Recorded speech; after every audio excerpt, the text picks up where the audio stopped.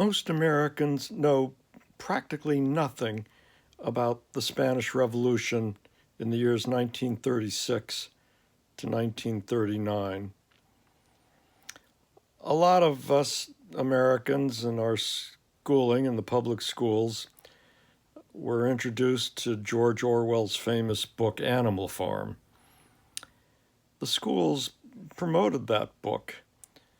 It's got this famous line in it that says that some animals were more equal than others in this sort of parody of a socialist republic, communism. Well, the reason Orwell wrote that book is that he was very angry at the Soviet Union's rulers for their hypocrisy in pretending to be for equality when they really were not. But the reason that that book gets such favorable treatment in the American public school system is because they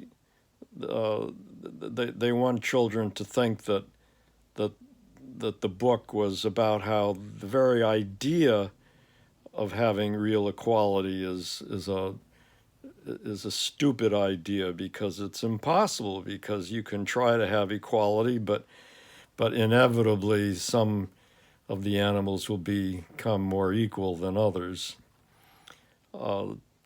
They promote the book to produce hopelessness about having real equality, to make people think it's a foolish pipe dream to even think it's possible. And so they don't want people to know about George Orwell's other book called Homage to Catalonia, which is a book that he wrote, not fiction, but an account of his experiences when he fought in the Spanish Revolution, 1936 to 9, on the side of the people who called themselves anarchists, but who were essentially what I am calling today egalitarians. No, they don't want people to read that book, because if they read that book, they would discover that there really was equality in about half of Spain. There really was what I call an egalitarian revolution, even though the people at the time were calling it anarchism. And it was wonderful. It was inspiring. It was, as I said, about half of Spain. It wasn't just a small little commune tucked away somewhere. And I'd like to say a few words about it, but I mainly want to direct you to some of the books and articles that I introduce you to with the URLs I'll put at the bottom of this video. So the thing to know about the Spanish Revolution is that for decades before it was initiated in 1936,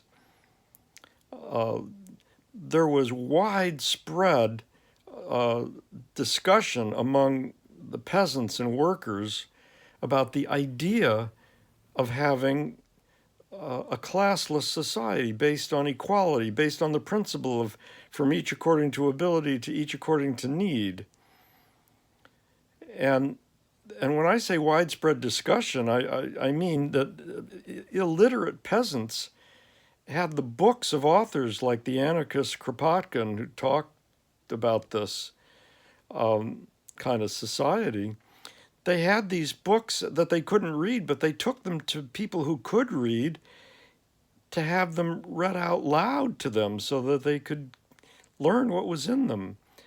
And there were thousands of little newspapers and places where people had meetings and discussions all over the country among the peasants and the workers for decades and decades before 1936. What happened in 1936 was in Spain, there was a a Republican kind of government with capitalist politicians getting themselves elected, basically the way it is in the United States today. So you can think of it as a country in which the American Democratic Party politicians were running things.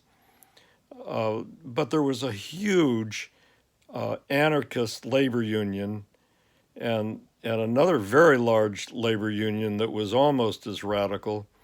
And these labor unions had this vision of an egalitarian society, and they were waging all sorts of strikes, not just for wages, but in solidarity with workers in other parts of the world and so forth.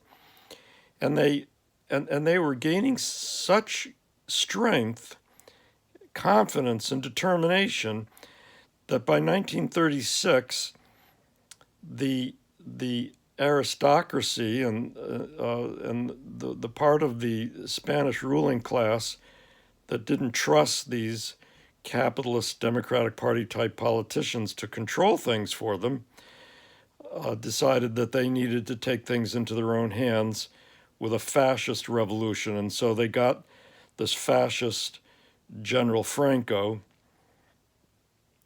to mobilize troops to attack the Republican government of Spain, which is why the fascists are referred to in books about this as the rebels, which makes it a little confusing because we usually think of the rebels as the good guys, but in this context, it was a fascist rebellion against this capitalist Democratic Party type government.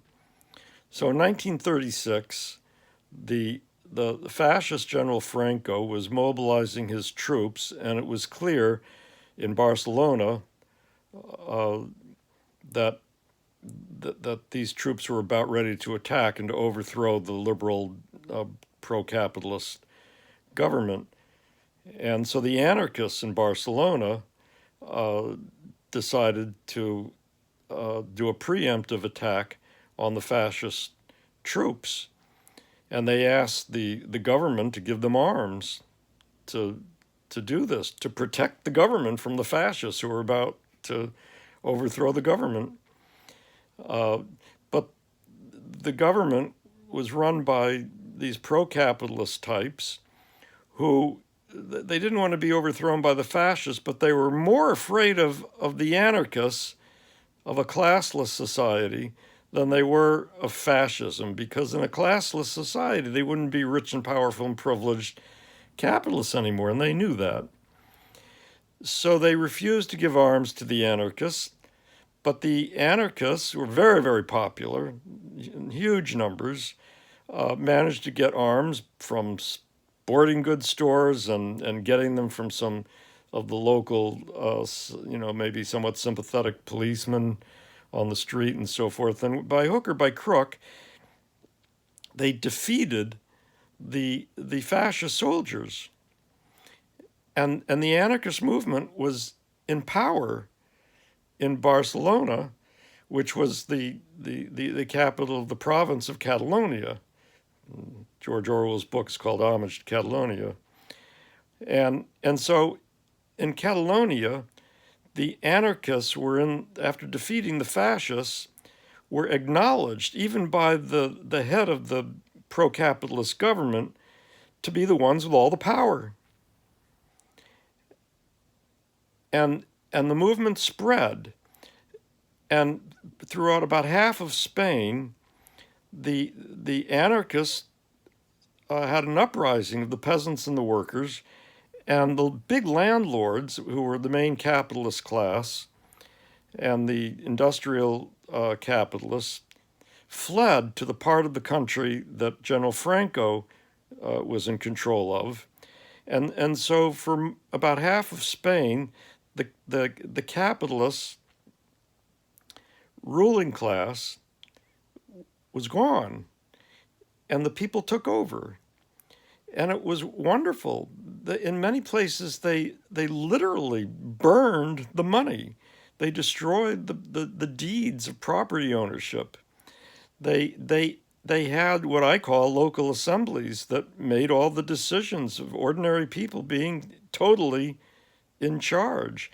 And they created an economy that was based on from each according to ability to each according to need. And and they did all the things that I've been talking about in my articles about egalitarianism and describing how the economy works and how the government works. This was happening, and I have a link to, among other things, an eye in the bottom of this video, an eyewitness account of one of these local assembly meetings, several hours long, which you can really get a sense of what it's like when ordinary people who want an egalitarian society are actually running things. They're in charge, and nobody is above them saying, no, you can't do this, this is illegal, you need to get permission, blah, blah, blah. No, they were in charge, and it's very inspiring. Now, the mistakes were made by these anarchists, and a couple of them were fatal mistakes, which we need to learn from. And so, yeah, after 3 years, they were defeated. Just to give you a sense of what the mistake was, when they took over, or when they were in power in Catalonia after defeating the fascists, when the capitalist politicians acknowledged that the anarchists were the ones with the real power, the capitalists created what they called a coalition government, including the capitalists.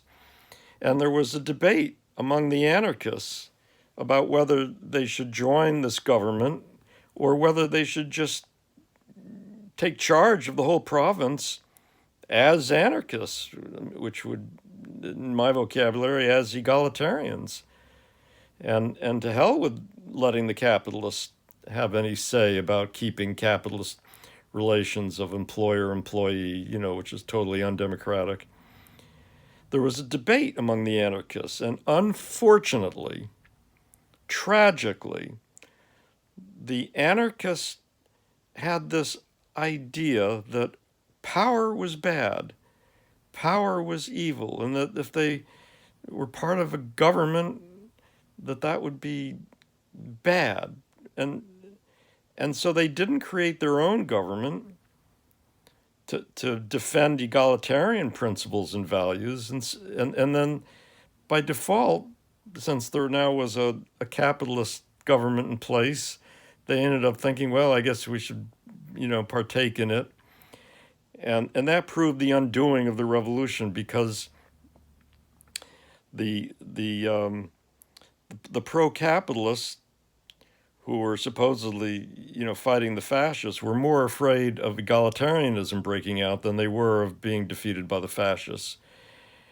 For example, Spain had Morocco as a protectorate. The Moroccans wanted independence, but Spain would not give them independence. And when I say Spain, I mean the Spanish Republic, the pro-capitalist, anti-fascist government in Madrid, refused to even promise them independence in the future. And as a result of that, the poor people in Morocco felt, well, we have no stake in this fight in Spain one way or the other. And so when Franco offered them money to pay them as mercenary soldiers to fight on the fascist side and defeat the egalitarian revolutionary movement, he got lots of mercenary soldiers that way, which he wouldn't have been able to get if the pro-capitalist, anti-fascist government in Madrid had told the Moroccans, we want you to have independence, because this is part of what the egalitarian voluntary federation would be all about. If it had said that, it would have had the Moroccans on its side. But no, it didn't say that. It basically handed General Franco, the fascist, all the troops he needed to defeat the egalitarian revolutionary movement. Tragic mistake. And the anarchists made it because they didn't understand the need to use their power to side with the egalitarians and against not only the fascists but the capitalists who claimed to be against fascism. Okay, this Spanish Revolution was arguably the most inspiring and most successful attempt by human beings to abolish class inequality in modern times. I really hope you'll read about it in the links that I provide and are inspired to try to build a similar movement that will avoid making the fatal mistakes so that we can abolish class inequality today. Thank you.